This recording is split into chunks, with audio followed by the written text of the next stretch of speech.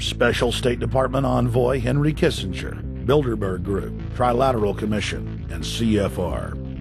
Chairman, Economic Recovery Committee, Paul Volcker, Bilderberg Group, Trilateral Commission, Council on Foreign Relations.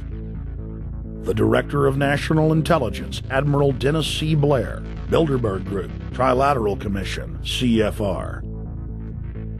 Secretary of Defense Robert Gates, Bilderberg Group, Trilateral Commission, CFR. Deputy Secretary of State, James Steinberg, Bilderberg Group, Trilateral Commission, CFR.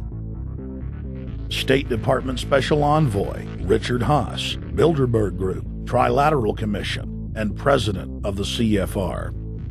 Obama Presidential Advisor Alan Greenspan, Bilderberg Group, Trilateral Commission, CFR.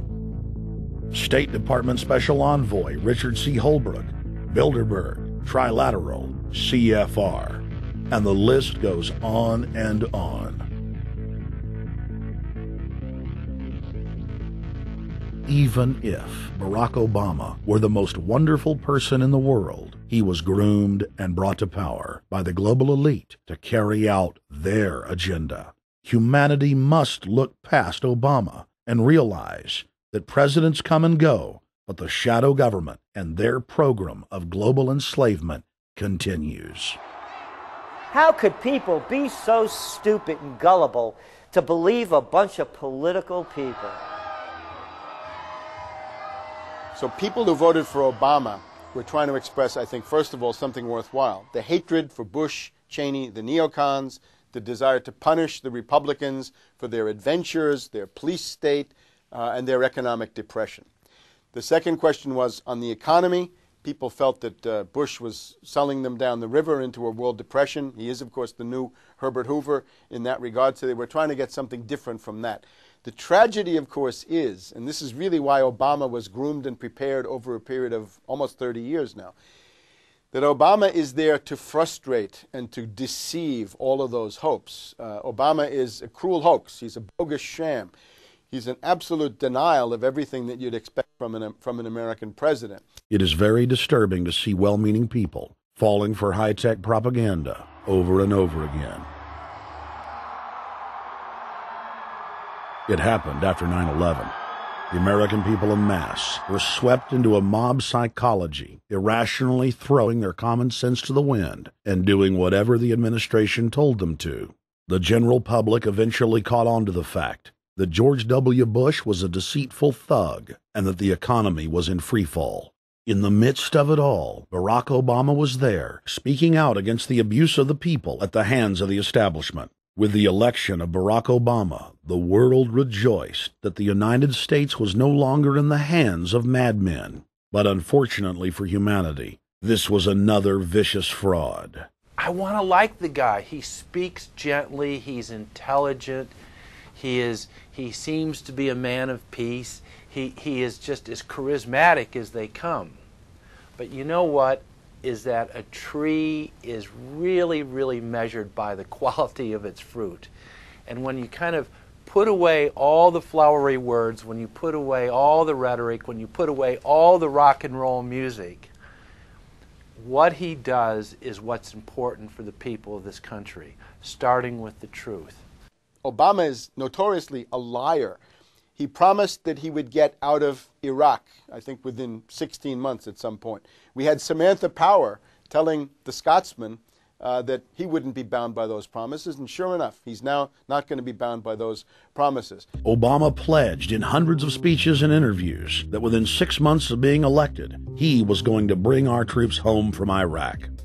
But after he was inaugurated, the story changed. Now he said that they would look at bringing some of the troops home in 16 months. 2 weeks later, his story had changed again. Now the administration would look at bringing the troops home in 23 months. Well, Obama's already fudging. He's fudged since day one in this election, where he first said we're getting out. Well, now it's a timetable, and now it's da-da-da, because they're getting to him. They're understanding that, and he ain't going to be able to get him out because people more powerful than him got us in. When he first ran, remember, he was going to take the troops out. I get in there, troops come home. Day one. There is no military solution in Iraq, and there never was. I will begin to remove our troops from Iraq immediately. And then that went to 16 months. And now he's going to add, they're saying, another 30,000 or more troops to Afghanistan. Next, he sent 30,000 more Marines to Afghanistan, doubling the total number of forces in the crosshairs. Barack then announced that he was going to move missile systems into Eastern Europe to encircle Russia. But after all, what should we expect after he kept Bush's Secretary of Defense Robert Gates? The outcome of this policy is if you're constantly meddling near the Russian borders with these fascist creeps, IMF, NATO agents like Yushchenko of Ukraine or Saakashvili or Georgia, or these Kaczynski twins in Poland, or various collections of people in Latvia, Lithuania, Estonia, you're tied to these gangsters, and if they decide to start a war, that rapidly escalates into thermonuclear World War III. This is worse than the neocons. Bush and Cheney never got as far as Brzezinski, Soros, and the other people running Obama. Barack Obama swore that he would vote to repeal the Patriot Act, but then he voted for its reauthorization.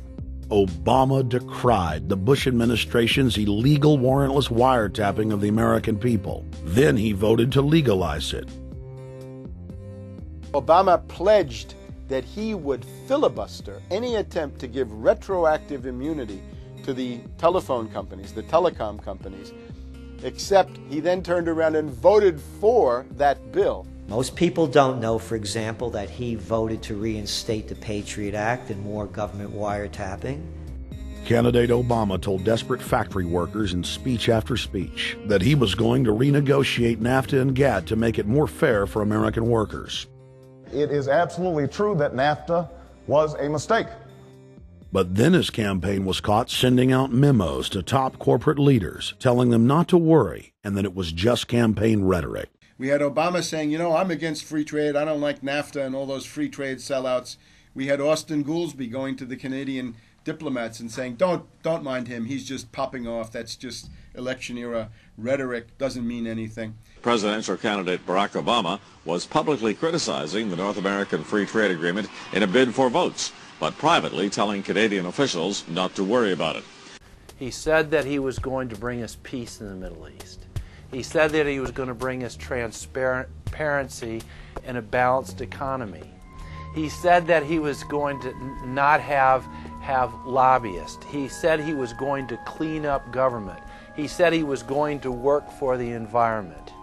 And point by point by point, within the first month of his inauguration, he has lied and deceived and cheated the American people. The people of the United States and the world were filled with hope that Obama was the real deal when in his first week in office he signed an executive order supposedly closing Guantanamo Bay and other secret prisons.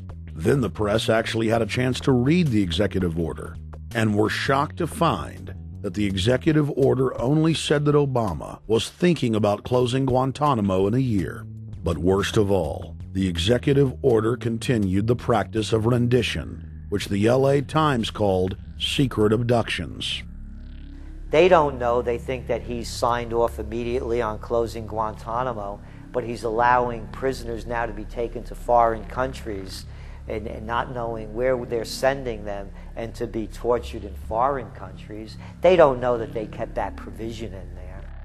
Obama is now continuing the practice of secret arrest, secret prisons, and most importantly, indefinite detention without trial. When a British High Court said that it was preparing to release secret British and U.S. torture orders that prove that the Bush administration was ordering personnel to systematically abuse detainees, Barack Obama threatened to cut off all U.S. intelligence ties to England. To add insult to injury, he stated that the program was important to national security, not only endorsing Bush's crimes, but continuing them.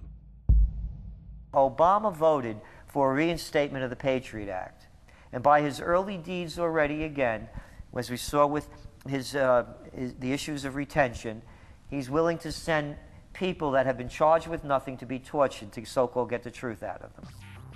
If the makers of this film attempted to cover all of Obama's lies, this documentary would never be released because there are new ones every day. So in the interest of time, we're going to cover one more big one. Barack and his handlers made the cornerstone of his campaign, keeping lobbyists and donors